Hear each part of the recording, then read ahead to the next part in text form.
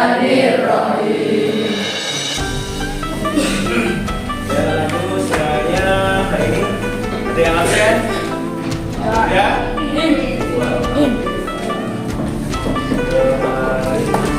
Andini, kenapa kemarin Andini?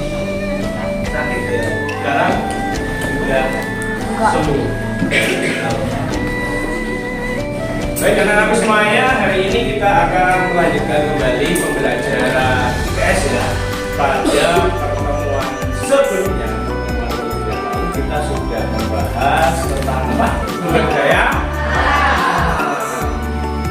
Jenisnya banyak apa tidak? Banyak. Kalau di Monas itu apa aja ya? Airnya melimpah. Terus hasil pertaniannya apa sebenarnya? Karika. Yang lain ada karika. Padi. Terus kentang. Kol atau bis. Apa? Selada air. Suka nggak selada air, Leo? Suka? Oke. Suka sayuran semuanya? Suka. Ayo, Raisa tadi nggak suka sayuran. Padahal orang Wonosobo penghasil sayuran. Ya. Nah, jika di pertemuan yang lalu kita sudah bahas berbagai potensi sumber daya alam yang bermanfaat untuk memenuhi kebutuhan manusia. Hari ini kita akan bertamasya tapi ke masa lalu, ya. Tepatnya yaitu di zaman klasik atau di zaman hidup. Ya, gitu ya. Nah, simak video sekitar 2 menit dulu ya.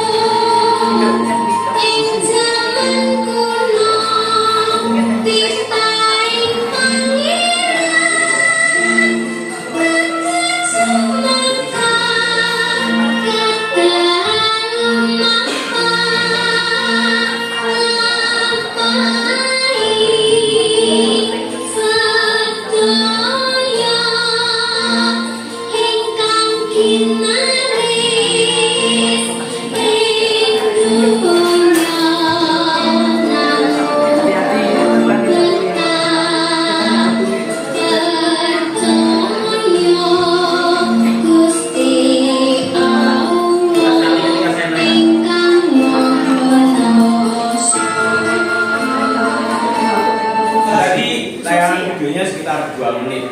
Nah, video tadi menggambarkan apa saja anak semuanya? Candi. Oke. Terus bangunan kuno. Oke. Pura. Oke. Apalagi tempat beribadah.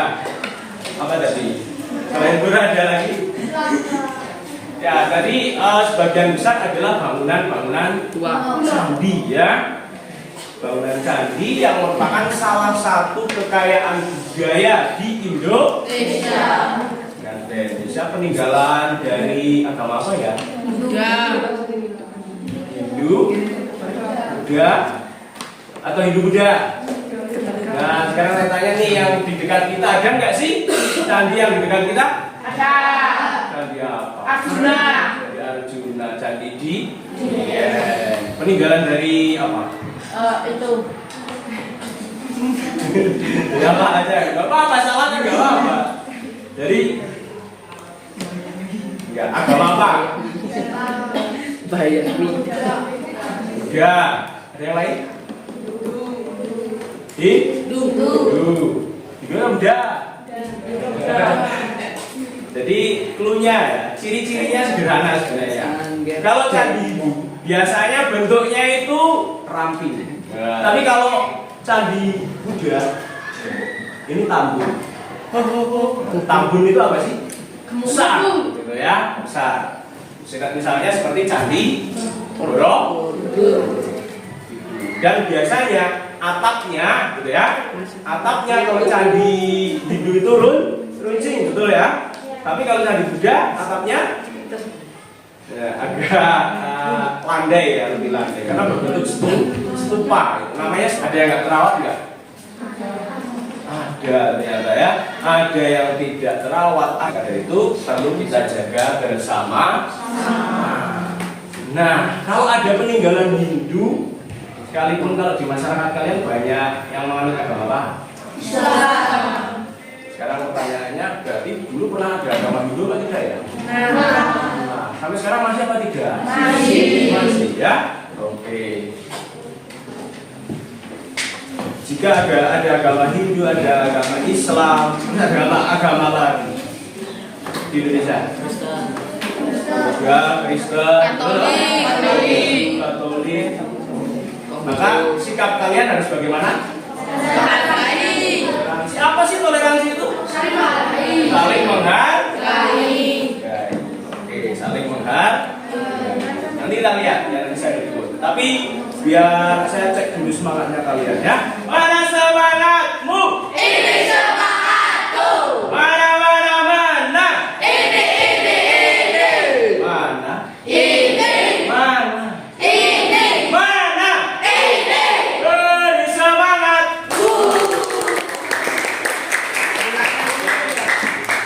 Kemudian saya berikan quote of the day ya. Katanya, Cep ya. Bisa dibacakan Cep? Quote of the day yang paling atas Cep.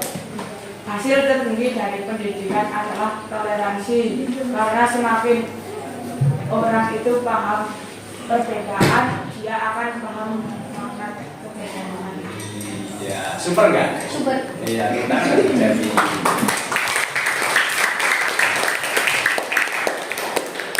Hasil tertinggi dari pendidikan itu adalah toleransi, saling menghargai. Karena semakin orang itu paham akan perbedaan, dia akan paham makna kebersamaan. Kemudian di dalam ilmu IPS sendiri, social studies, ada satu ungkapan dari Romawi, dari sana ya, dari Italia ya. Historia Magistra Vitae. Sejarah adalah guru terbaik dari kehidupan. Ya, sejarah adalah guru terbaik dari kehidupan. Kalau dengan belajar sejarah orang akan menjadi bijak. Misalnya, Cepi pernah jadi lagi, nanti yang lain ya. Ya, Sarifah pernah jatuh di depan hari ini. Besok maka akan diingat-ingat, jangan sampai jatuh di tempat yang sama. Ya kan? Ya. Ini quote of the day-nya. Kemudian sekarang saya minta kalian semua berhenti dari semua aktivitas kalian, ya. Kemudian ikuti apa yang saya sampaikan. Silakan kalian berhenti sejenak dari semua kegiatan kalian. Sekarang kalian duduk rileks, tapi tidak juga menyandar di kursi. Badannya ditegakkan, bahu kiri dan kanan sejajar. Telapak tangan kalian diletakkan di paha, punggung tangan menghadap ke atas. Kemudian sekarang, jika kalian sudah merasa nyaman, kalian pejamkan mata. Semuanya, pejamkan mata. Silakan kalian hirup udara dari hidung. Rasakan udara yang masuk ke kemudian buang secara perlahan-lahan lewat mulut kalian. Rasakan udara hangat yang keluar dari hidung. Sekarang rasakan ketika menghirup udara, perut kalian memempis. Dan rasakan ketika perut kalian mengembang ketika membuang nafas.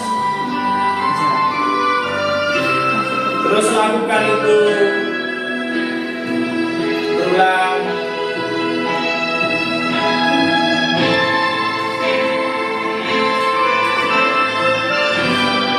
Bawa kalian diri kalian senyaman mungkin. Dengarkan pertanyaan saya.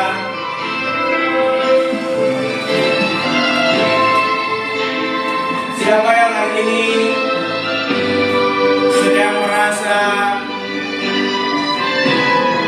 sedih, tunjuk tangan. Yang hari ini merasa sedih, semuanya pejamkan mata. Yang hari ini merasa sedih, tunjuk tangan. Yang hari ini sedang merasa bahagia, tunjuk tangan. Tunjuk tangan. Oke, cukup. Yang kalian sedang marah, jengkel, tunjuk tangan.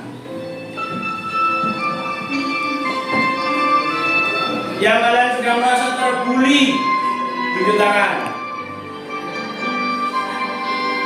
Yang perasaannya biasa-biasa saja,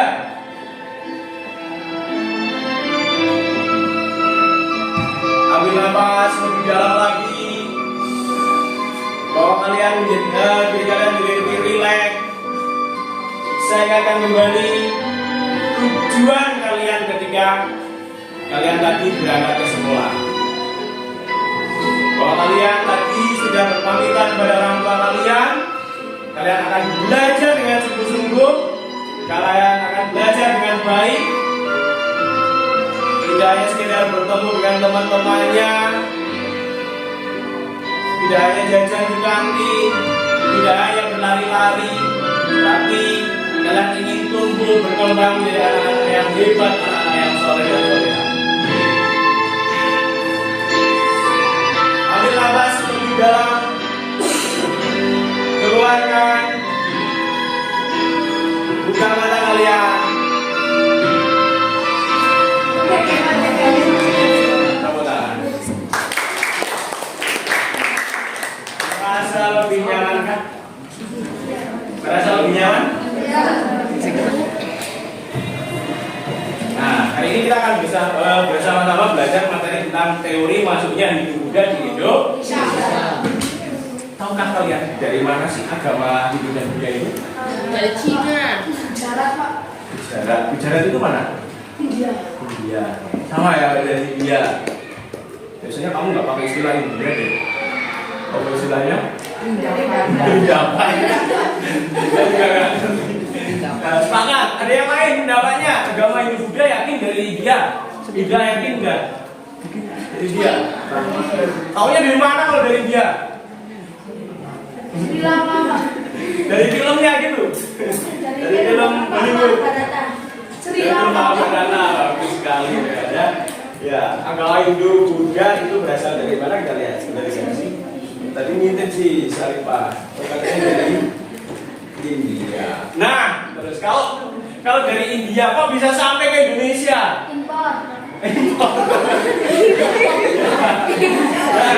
Kalau sampai Indonesia, apakah pakai jalur darat, naik onta gitu, cuprak ya? Iya. Nah, apakah pakai onta? Ataukah pakai jalur laut? Ataukah pakai pesawat terbang? Pakai pesawat ya? Jadi agama Hindu juga pakai pesawat. Iya, menyebarkan ke Wonosobo, Temangsang. Kata Cepi pakai pesawat. Enggak ya pakai pesawat. Zaman di awal abad Masehi gitu loh, ada pesawat kan? Enggak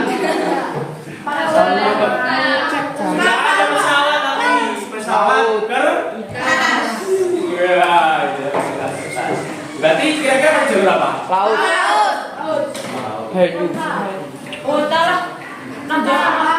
Awalnya pakai jalur darat yang disebut dengan jalur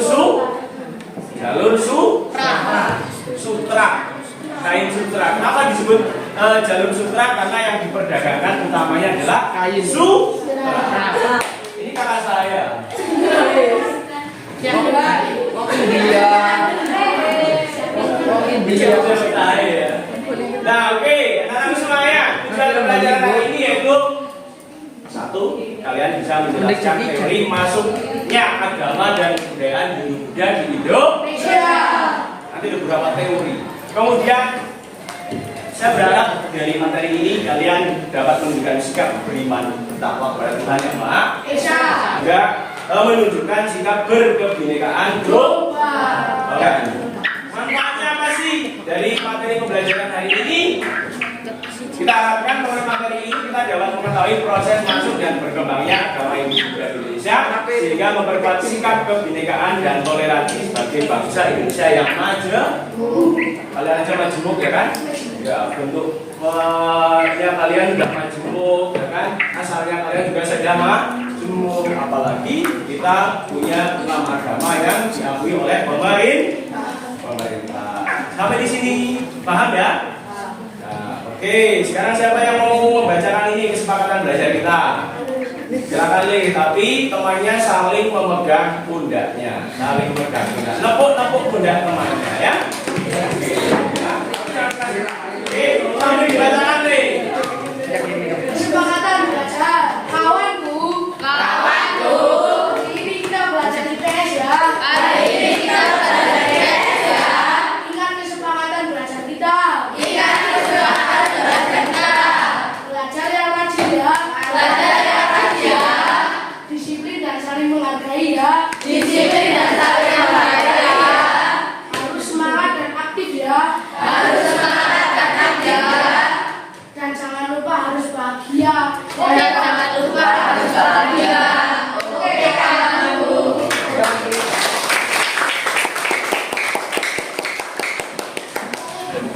Kemudian di pembelajaran kali ini saya akan melihat penilaiannya adalah dari sikap ya. Sikap kalian tadi, bisa nggak kalian tuh menunjukkan sikap saling menghargai kepada teman kalian? Itu kemudian pengetahuan nanti ada tes sebagai kuisis dan sebagainya. Kemudian keterampilan saat kalian berdiskusi. Saya sudah menyiapkan lembar kerja, nanti kita bagi kelompok. Oke, nah. Kemudian untuk kegiatan pembelajarannya yang pertama kalian nanti memperhatikan sebentar tentang penjelasan materi dari saya ya, penjelasan kelas. Kemudian nanti saya akan bagi kalian jadi 6 kelompok ya, yang masing-masing akan berdiskusi juga nanti yang didiskusikan. Kemudian kalian menempelkan hasil kerja kelompoknya nanti di dinding kelas. Nanti ini jadi 6 kelompok ya. Nanti pasang. Pokoknya ada yang di sini, ada yang di depan mungkin 2, nanti di belakang 2, samping 1 gitu ya. Nah, setelah selesai diskusinya, nanti kalian akan saling berkunjung ke kelompok yang lain gitu ya. Pertama di kelompoknya selesai satu, sehingga kalian karena yang belajarnya beda ya. Nah, itu kemudian kalian akan menyimpulkan nanti setiap anggota kelompok berputar, kemudian menyimpulkan makna pembelajaran. Kita lakukan turnamen antar kelompok, kemudian ada asesmen formatif dan refleksi pembelajaran. Oke, bisa dipahami? Oke, ini sepintas saja ya, bahwa agama Hindu-Buddha ini lebih dahulu masuk sebelum agama Islam ke Indonesia, dan sekitar di Indonesia itu berkembang sekitar 1000 tahun sampai 1200 tahun sebelum agama Islam masuk. Karena dan ini menjadi satu penanda bahwa kita memasuki zaman sejarah. Karena ditemukannya prasasti di Kutai Kertanegara, Kalimantan Timur. Nah, sebenarnya interaksinya sudah lama, tapi di awal-awal abad Masehi, sekitar abad ke-4 ke-5 itulah baru ditemukan bukti yang faktual bahwa agama Hindu-Buddha itu ada atau masuk ke Indonesia. dan meninggalkan berbagai peninggalan budaya seperti yang tadi kalian saksikan. Ada Candi Prambanan, Borobudur. Pernah kesana atau belum? Belum. Yang belum pernah lihat Candi Dieng? Yang belum pernah lihat? Sudah semuanya? Ya. Dan di YouTube loh ya, kenal loh. Kemudian gini, sebelum orang Indonesia itu mendapat pengaruh Hindu Buddha, ini ternyata orang-orang kita itu sudah punya kecerdasan, sudah punya kepandaian atau disebut lokal jenius. Yang menurut Brandes itu ada 10. Sudah pandai bersawah, pandai berlayar, membatik, pandai memainkan gamelan, pandai memainkan wayang, ahli astronomi, gitu kan? Kemudian punya susunan masyarakat yang teratur, demokrasinya sudah ada, gitu ya. Bukan berarti ketika Hindu Buddha itu ke Indonesia, bukan berarti kita itu masih primitif, gitu ya. Tapi kita sudah memiliki keterampilan. Tapi dengan masuknya agama Hindu Buddha ini memperkaya kepandaian budaya bangsa Indonesia. Itu ya Han ya, paham? Kemudian kita lagi ya.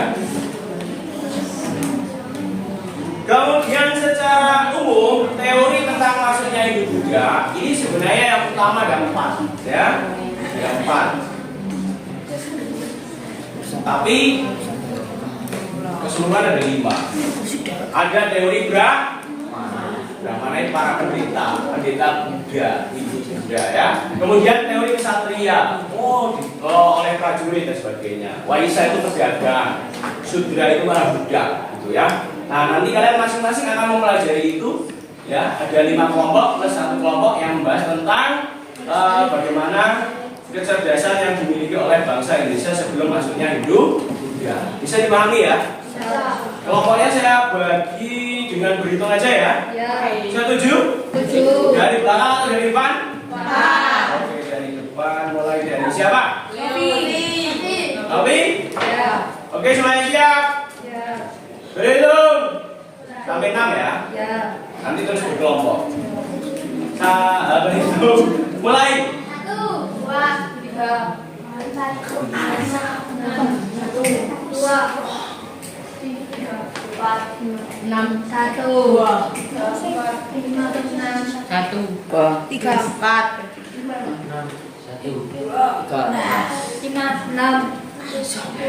Oke, nanti jadi ada yang 5 orang gitu ya.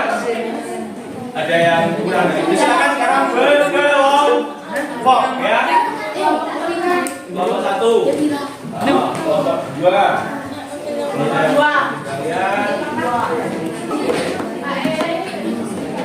sini ada. Di sana ada.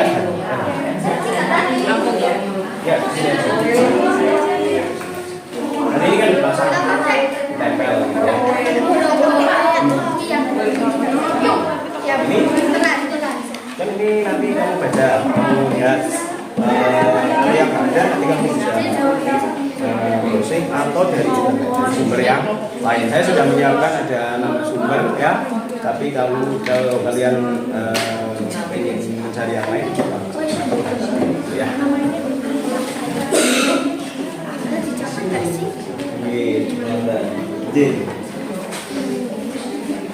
Oke, silakan dimulai.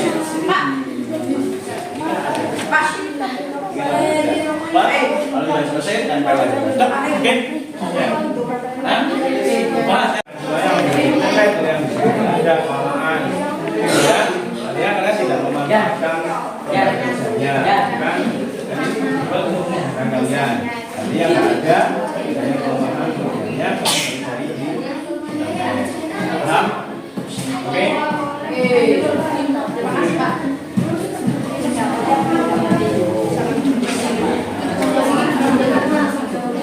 Kita lihat harus balik.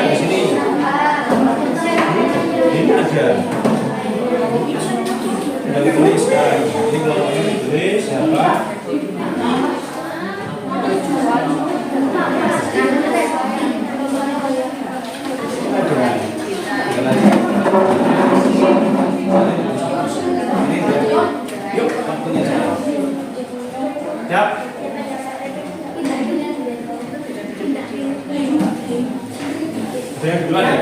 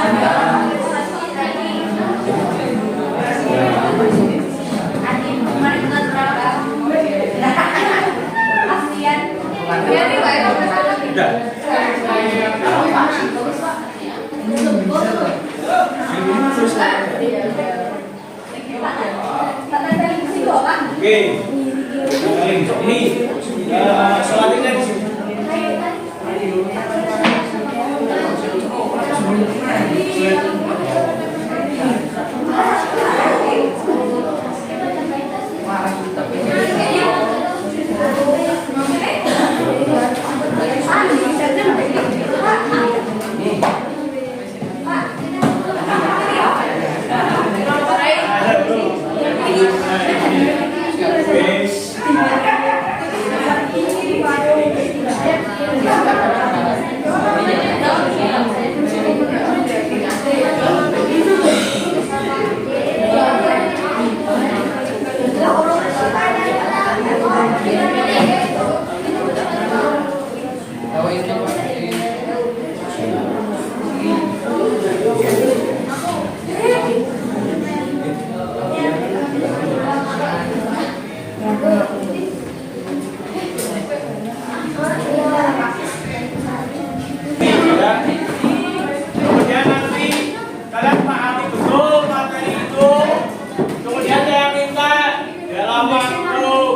menit sekali kalian geser, ya.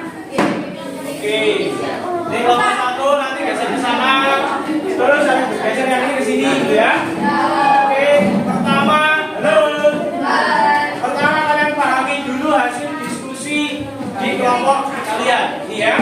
Nah, misalnya kelompok 1 tentang halo, tentang lokal junius kecerdasan asli masyarakat Indonesia. Ini harus dipahami Valentino, Rehan dan teman-teman sebelum bergeser ke kelompok yang lain. Oke, waktu saya hitung dari sekarang, ya. Dari sini dulu, ya. Sini dulu pahami di kelompoknya. Kalau kalian bilang cukup, maka saya akan geser ke tempat yang lain. Oke. Ya.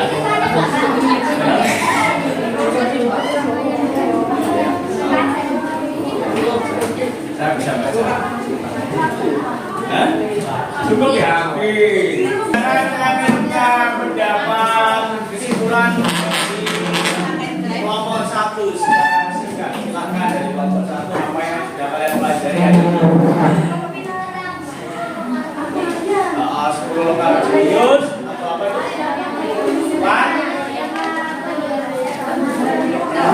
Kemudian kelompok 2 mana ya? Oke, kelompok 2 pelajari apa ya ini ya? Teori Brahmana. Hanya teori Brahmana atau semua teori? Semua teori. Apa saja teorinya?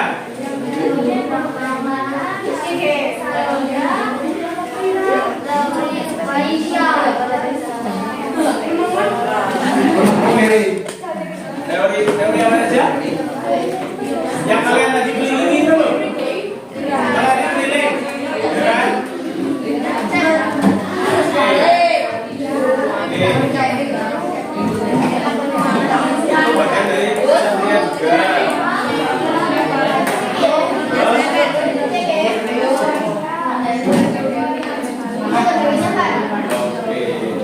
Oke. Kelompok 3 mana?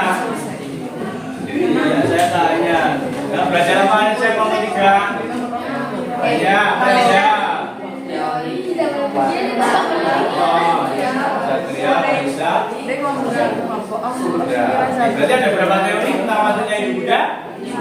5. Oke, yang kelompok 4 mana ya? Oh, kelompok 4. Pelajari teori apa ya kelompok 4 ya? Maisa. Hanya Maisa saja tuh, teori yang lain. Hanya mempelajari teori Maisa saja atau mempelajari teori yang lain? Semua. Saya pengen tahu teori Maisa itu seperti apa sih pendapatnya?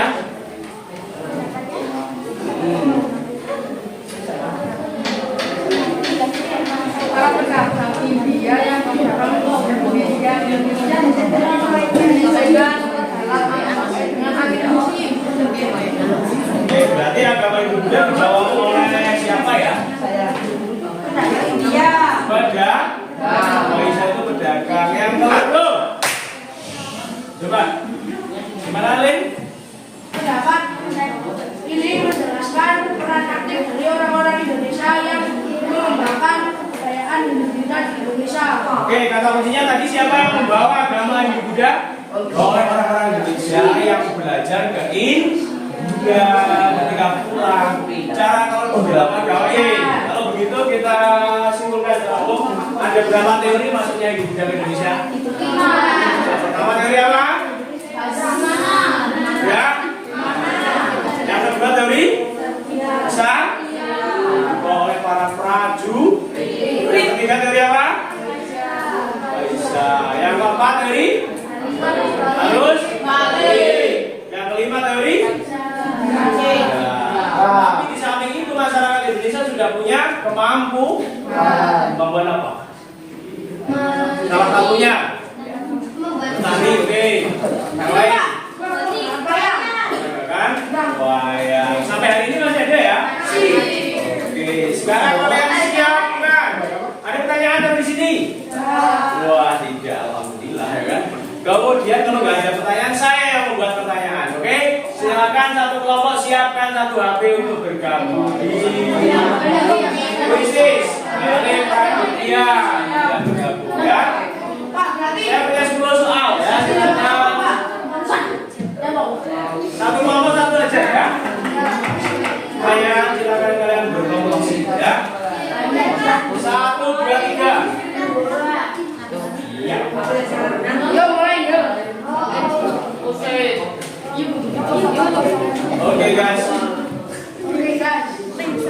Gas. Oke guys. Tabu hijau ini deh. Gas. Hijau gas. Biji. Leader botnya siapa? Kelompok 4. Kelompok 3. Lanjut. Kedua ya.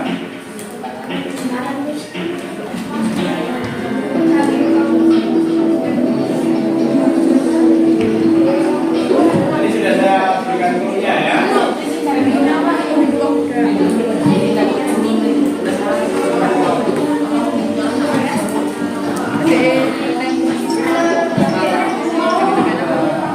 Yes. Ya. Siapa yang di buat atas? Nomor 3 masih memimpin, nomor 5 2, nomor 1 jangan sampai ke bawah ya. Semangat, semangat. Nomor 3.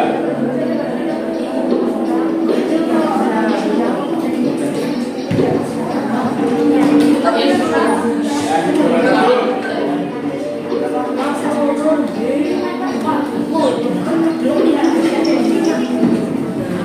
Bener, pinter.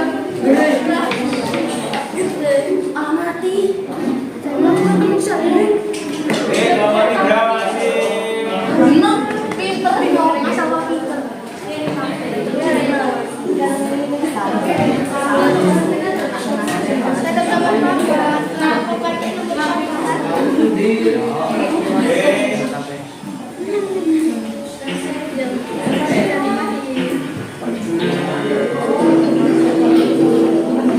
ingat ya, jangan terkecoh ya. Kalian isi di situ ya. Oke, mana ya?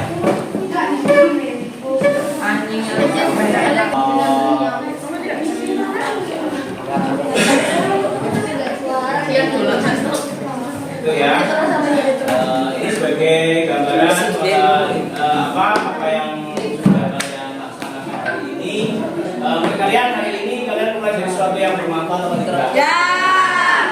Kenapa bermanfaat? Si. Senang atau tidak?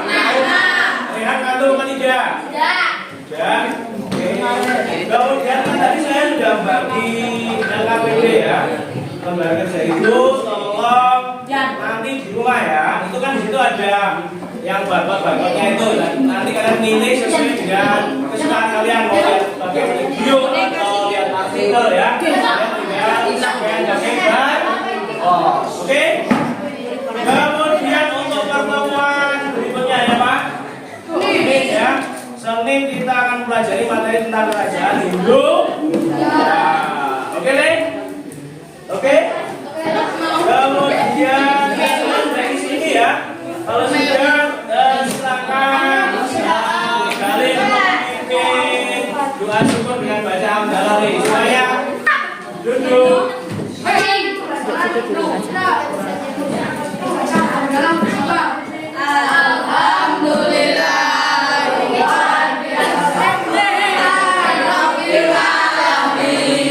Oke, terima kasih sampai ketemu lagi hari Senin ya.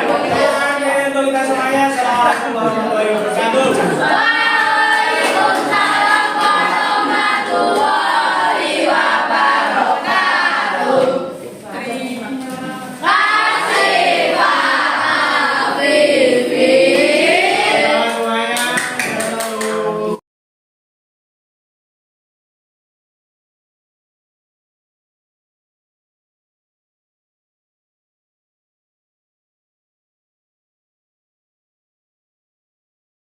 Assalamualaikum warahmatullahi wabarakatuh.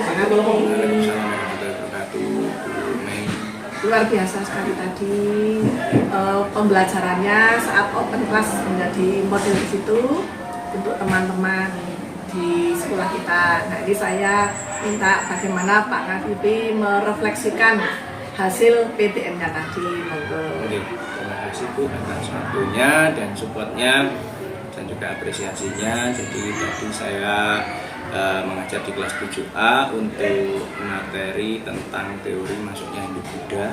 Ya. Kemudian saya menggunakan model gallery walk, kemudian kita menggunakan tim game turnamen juga. juga Ya. dengan Jadi ada dua model ya? Iya, dua model TGT dan Galeri Work. Gallery Work. Tapi kesemuanya itu lebih ke mengarah ke cooperative learning ya Bu. Ya. Jadi pembelajaran secara berkelompok tadi Ya.